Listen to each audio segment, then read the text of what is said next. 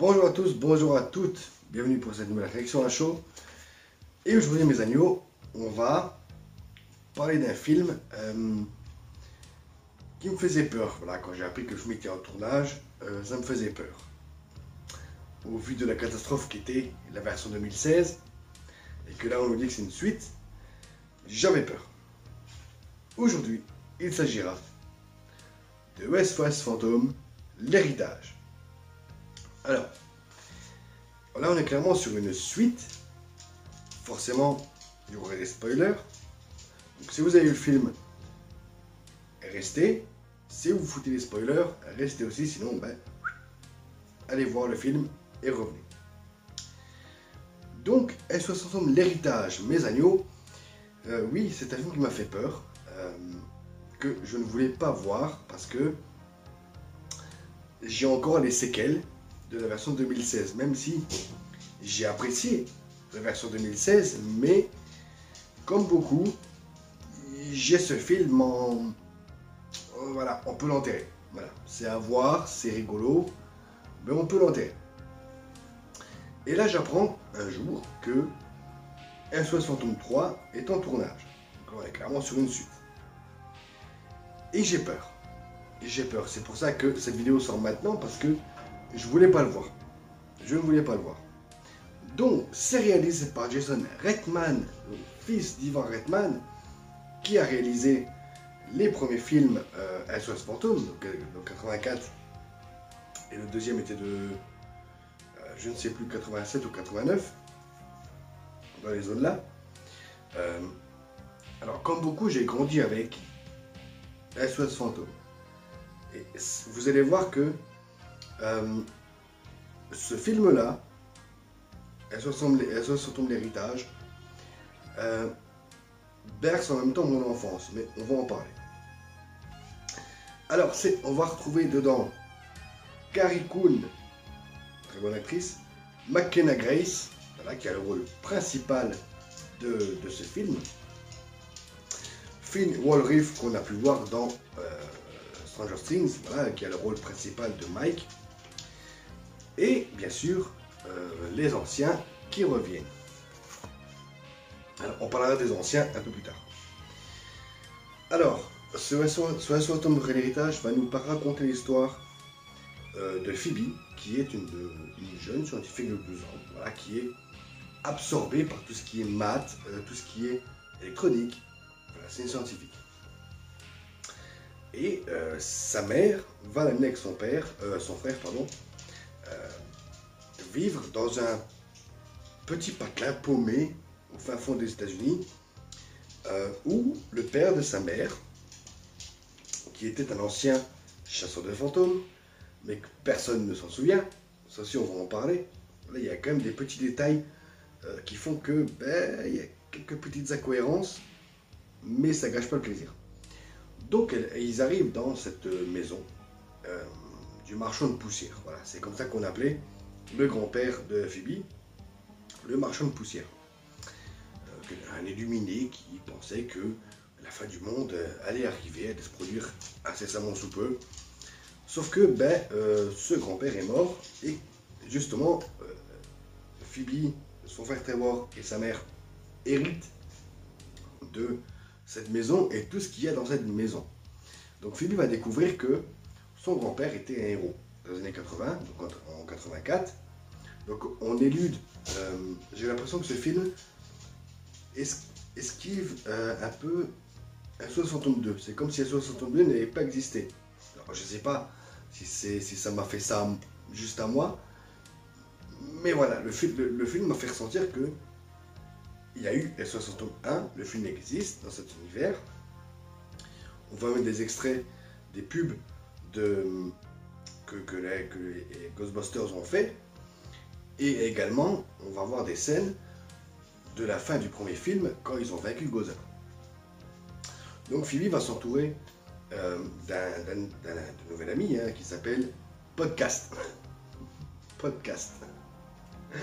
Vous voyez juste ça. On voit que ce film arrive à partager humour et je dirais pas horreur, mais plutôt surnaturel, un peu comme dans les premiers films. Donc, elle va s'entourer de nouveaux amis avec son frère, et ils vont découvrir que Egon Spengler était son grand-père, et que Egon Spengler était un casseur de fantômes. Voilà, tout simplement. Et qu'il a sauvé la ville de New York il y a plus de 40 ans avec ses anciens compères. Donc on va apprendre la vie de Spengler depuis ces 40 ans-là, jusqu'à aujourd'hui, jusqu'à ce film. Je vous en dis pas plus là-dessus, je vous laisse le découvrir. Alors, pour le speech de ce film que je viens de vous évoquer, eh bien, j'ai beaucoup aimé. J'avais peur de le voir et j'ai beaucoup aimé.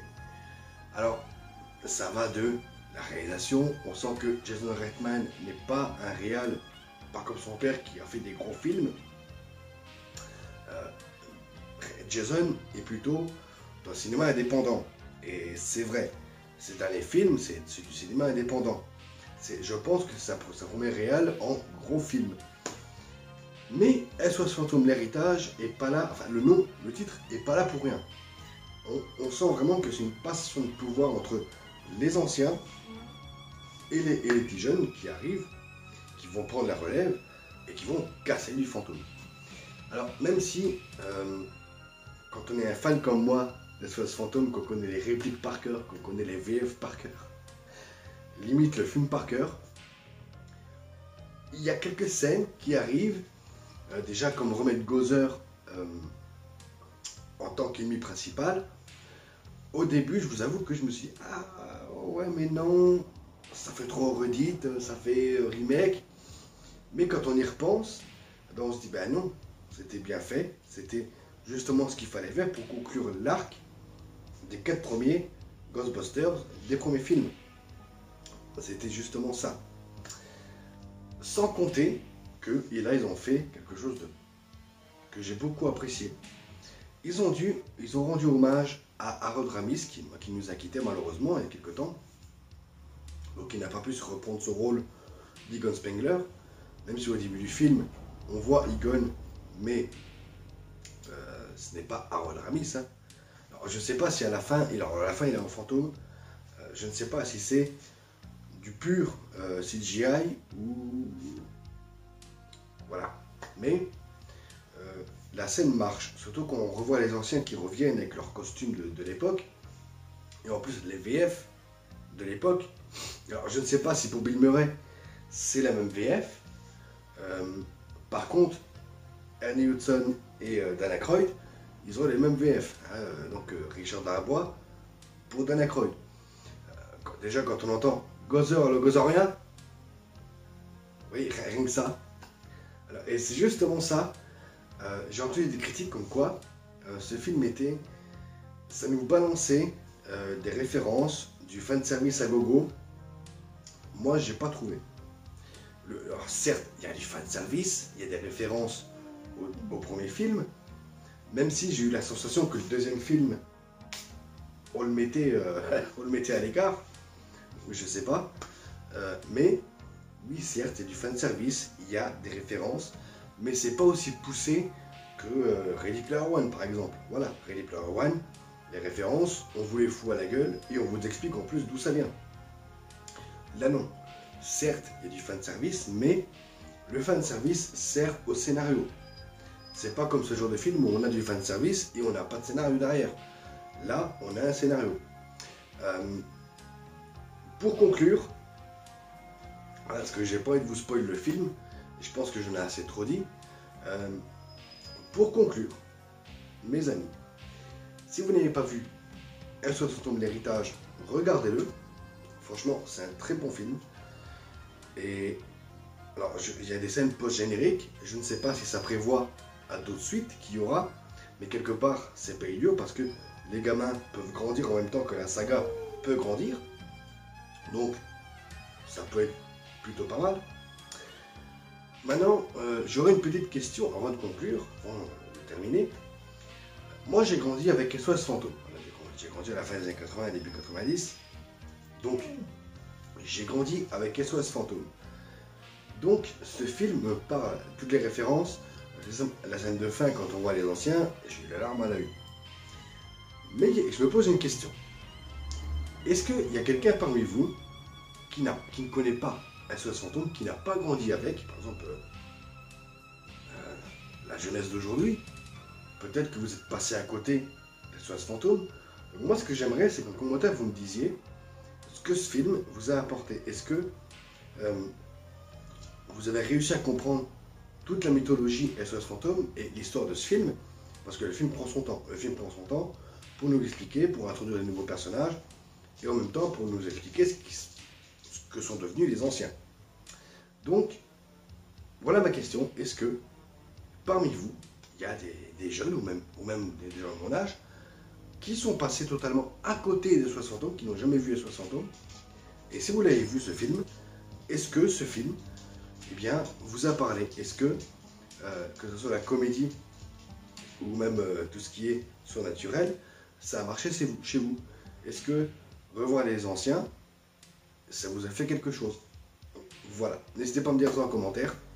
Quant à moi, je vous retrouve très bientôt. Continuez les films, à jouer aux jeux vidéo.